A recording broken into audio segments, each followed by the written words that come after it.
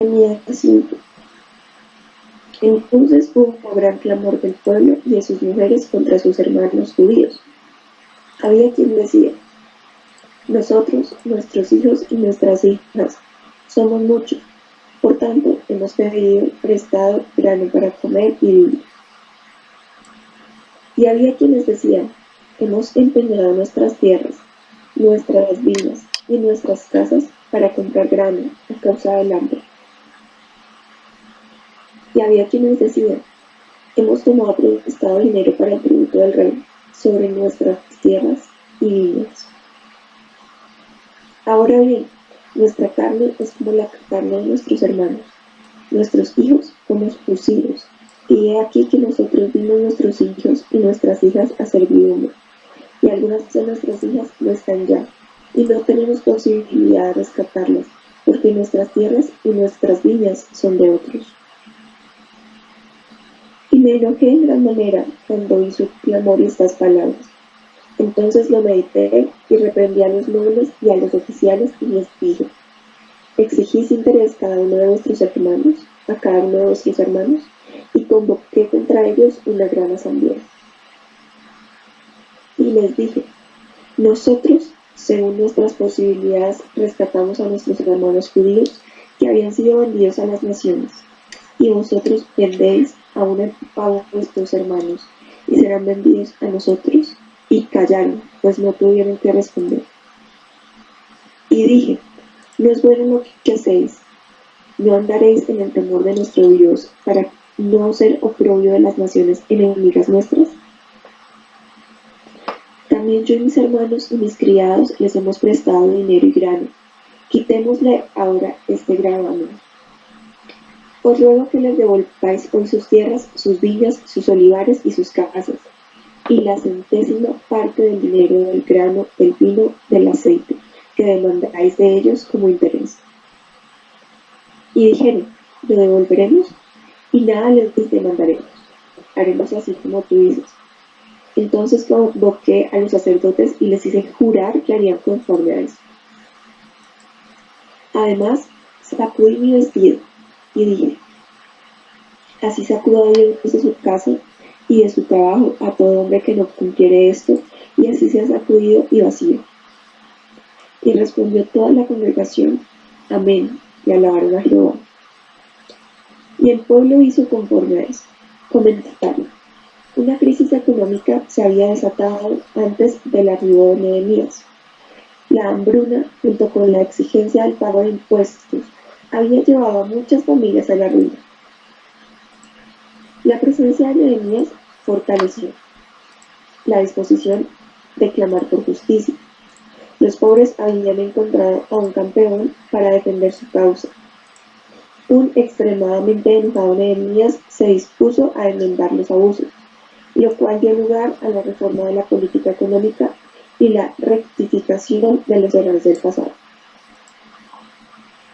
También desde el día que me mandó el rey que fuese gobernador de ellos de la tierra de Judá, desde el año 20 del rey Artajerjes hasta el año 32, 12 años, ni yo ni mis hermanos comimos el pan del gobernador.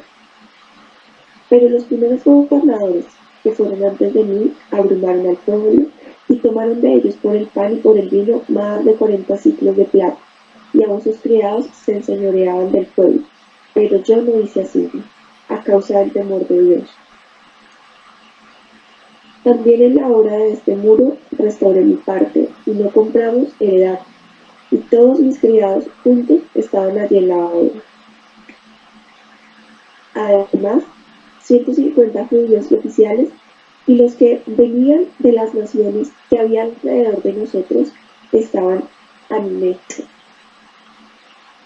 Y lo que se preparaba para cada día era un buey y 6 ovejas escogidas. También eran preparadas para mí aves, y cada 10 días vino en toda abundancia. Y con todo esto nunca requerí el pan del gobernador, porque la servidumbre de este pueblo era grave. Acuérdate de mí para bien, Dios mío, y de todo lo que hice por este pueblo. Comentario final. Nehemías era un hombre que predicaba con ejemplo el sacrificio personal Es una premisa de liderazgo moral como muestra Nehemías. Los gobernadores que le precedieron vivían espléndidamente a costa del pueblo, pero Nehemías rehusó hacer tal cosa. Creía firmemente en que el mal recibía castigo, y su oración aquí y en otros lugares lo demuestra. Amén. Como debemos ser con nuestros hermanos, ¿no? Como soy la misericordia. Sí, sí, hay varios puntos importantes ahí en las características de Nehemías. Una de las cosas que dice Barry es precisamente eso, ¿no? Cómo debemos comportar nosotros entre hermanos. Y, y pues el mismo título que aparece ahí también nos da una señal de que no es buena la usura, ¿no?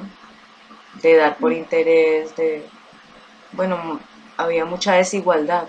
Entonces Nehemías hace ciertas reformas en esa parte eh, para poder llevar como una mejor convivencia entre las personas que habían regresado de la cautividad.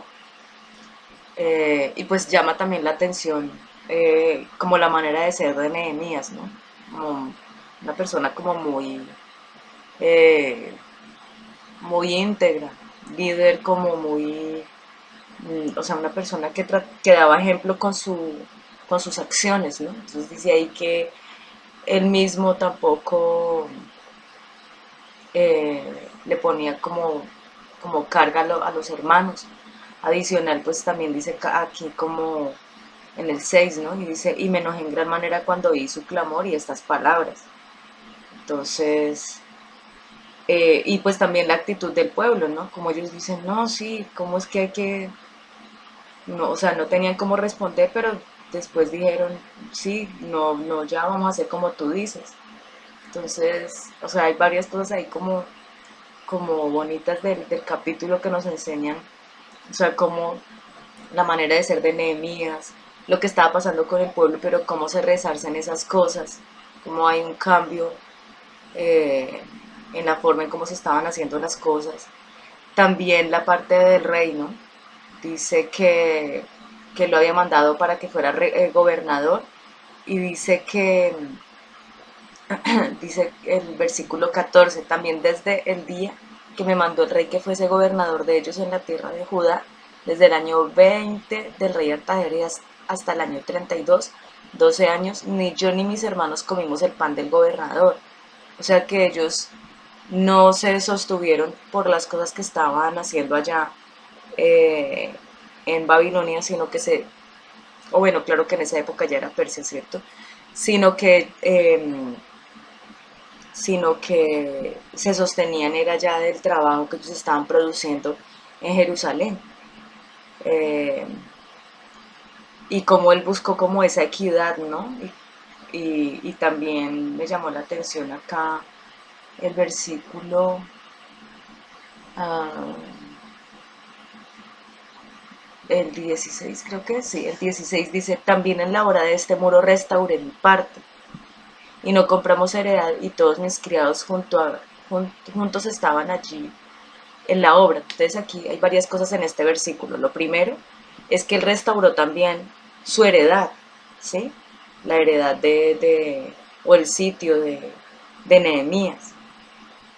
Entonces él restauró lo de él y no compró heredad, que era algo muy importante, que si nosotros recordamos era una de las cosas que Dios había hablado a través de Moisés, en las leyes y todo eso, de que nadie debía quedarse sin un lugar.